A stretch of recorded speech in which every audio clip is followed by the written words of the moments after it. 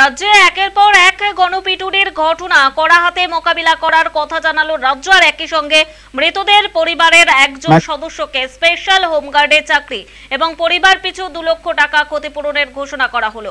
মঙ্গলবার নবান্নের সাংবাদিক বৈঠক থেকে কথা জানান মুখ্যমন্ত্রী মমতা বন্দ্যোপাধ্যায়ের মুখ্য উপদেষ্টা আলাপন বন্দ্যোপাধ্যায় এবং এডিজি আইন শৃঙ্খলা মনোজ ভার্মা। এদিন আলাপন বলেন, যে কোনো মৃত্যুই দুঃখজনক, অর্থ বা চাকরি দিয়ে সেই ক্ষতিপূরণ করা সম্ভব নয়, তবে সরকারের তরফে পরিবারগুলির পাশে থাকার জন্য এই সিদ্ধান্ত।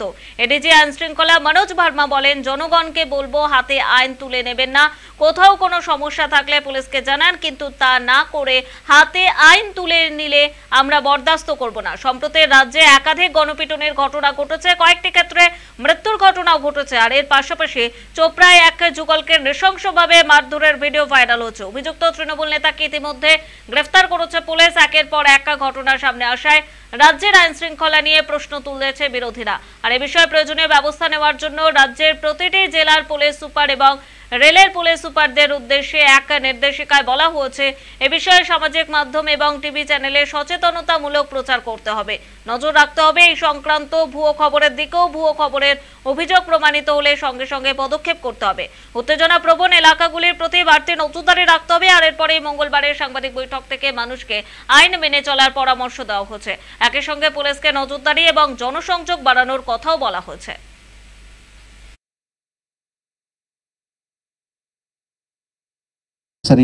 সাম্প্রতিক কয়েকটি ঘটনার কথা রাজ্য সরকারের গোচরে এসছে।